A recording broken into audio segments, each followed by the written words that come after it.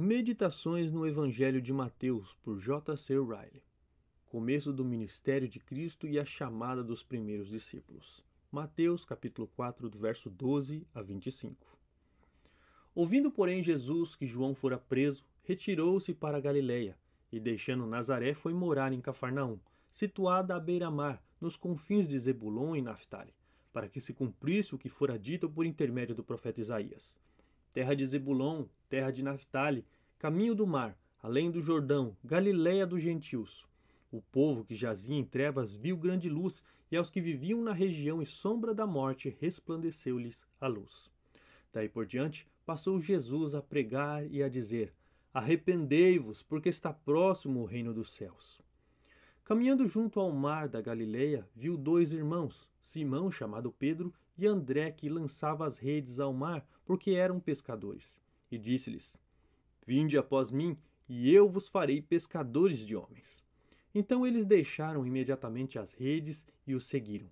Passando adiante, viu outros dois irmãos, Tiago, filho de Zebedeu, e João, seu irmão, que estavam no barco em companhia de seu pai, consertando as redes, e chamou-os. Então eles, no mesmo instante, deixando o barco e seu pai, o seguiram. Percorria Jesus toda a Galiléia, ensinando nas sinagogas, pregando o evangelho do reino e curando toda sorte de doenças e enfermidades entre o povo. E a sua fama correu por toda a Síria.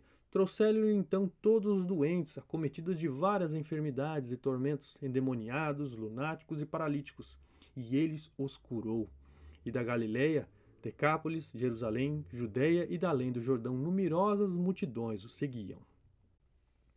Nesses versículos encontramos o começo do ministério de Nosso Senhor entre os homens. Ele dá início aos seus labores entre uma população ignorante e obscurecida. Ele escolhe os homens que serão seus companheiros e discípulos, confirmando seu ministério por meio de milagres, os quais chamam a atenção de toda a Síria e atraem grandes multidões para ouvi-lo. Observemos a maneira como Nosso Senhor deu início à sua poderosa realização.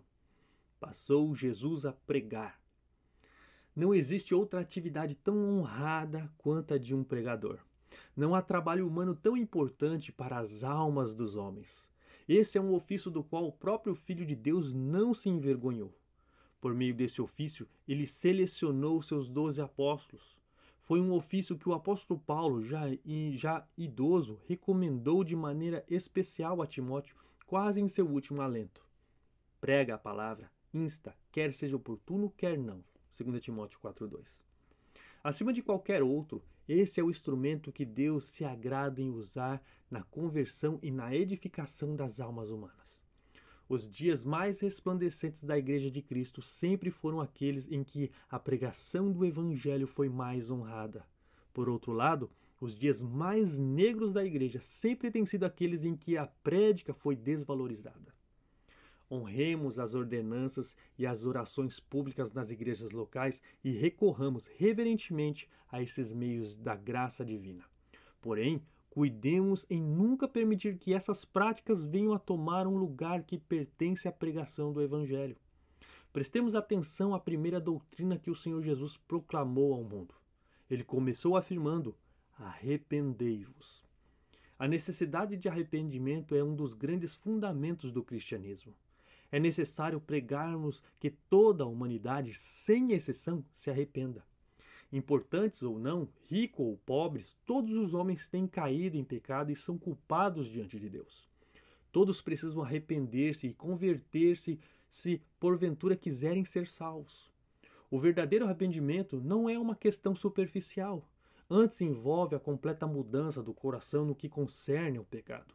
Uma transformação que se demonstra mediante santa contrição e humilhação, com a confissão sincera dos pecados diante do trono da graça e a quebra total dos hábitos pecaminosos, bem como do ódio permanente por todo o pecado.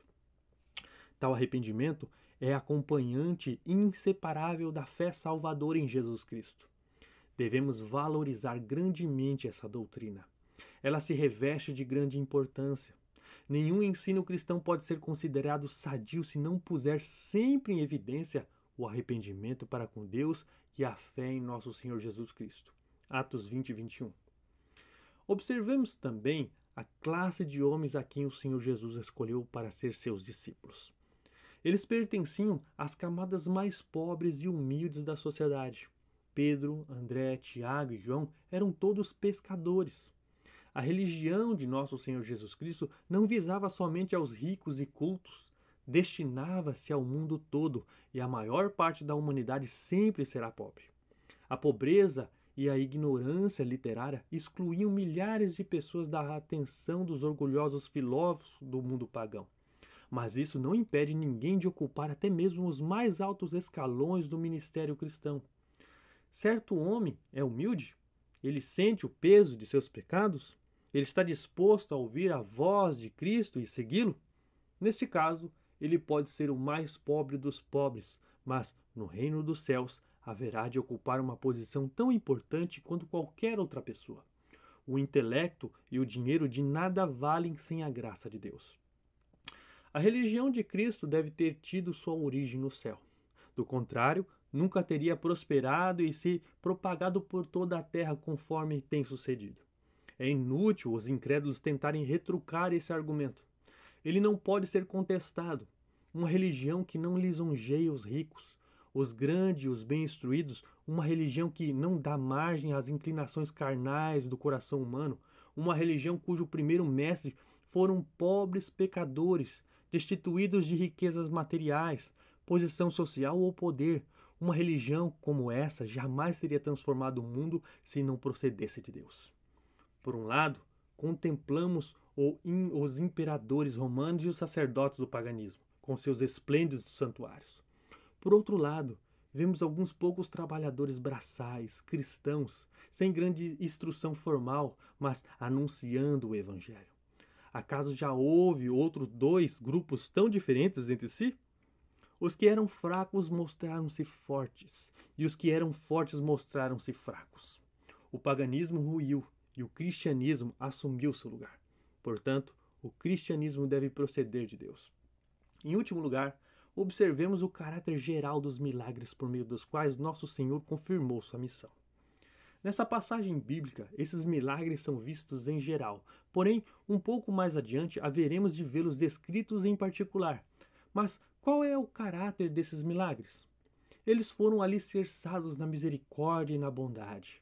Nosso Senhor percorria toda a Galiléia, ensinando nas sinagogas, pregando o evangelho do reino e curando toda sorte de doenças e enfermidades entre o povo. Esses milagres tiveram o propósito de nos ensinar quão poderoso é nosso Senhor. Aquele que era capaz de curar enfermos com um simples toque de mão e expelir demônios com uma palavra também é poderoso para salvar totalmente os que por ele se chegam a Deus. Hebreus 7:25. Sim, ele é o Todo-Poderoso. Esses milagres têm igualmente a finalidade de servir de símbolos ou emblemas da habilidade de nosso Senhor como médico espiritual. Aquele diante de quem nenhuma enfermidade física mostrou-se incurável é poderoso para curar cada um dos males que afligem nossas almas. Não há coração partido que ele não saiba sarar. Não há ferida de consciência que ele não possa fazer cicatrizar. Todos nós somos indivíduos caídos, esmagados, despedaçados e atingidos por alguma praga por causa do pecado. Mas Jesus, por meio de seu sangue e espírito, pode curar-nos inteiramente. Tão somente devemos ir até ele. Esses milagres também têm o propósito de nos mostrar o coração de Jesus, o Salvador, extremamente compassivo. Ele não rejeitava ninguém que viesse até ele. Ele nunca rejeitou quem quer que fosse, por mais enfermo ou repugnante que estivesse. Seus ouvidos estavam sempre dispostos a dar atenção a todos, e ele estava sempre pronto a ajudar a todos com um coração terno. Não existe bondade que se possa comparar à sua. A compaixão de Jesus jamais falhará. Nunca nos deveríamos esquecer de que Jesus Cristo ontem e hoje é o mesmo e o será para sempre. Hebreus 13:8. Exaltado nos céus, à mão direita de Deus Pai, em coisa alguma ele se modificou. Ele continua perfeitamente capaz de salvar, igualmente disposto a nos acolher e da mesma maneira preparado para nos ajudar, tal como fazia 20 séculos atrás. Naqueles dias, teríamos colocado nossas petições diante dele? Façamos a mesma coisa hoje. Ele pode curar toda sorte de doenças e enfermidades.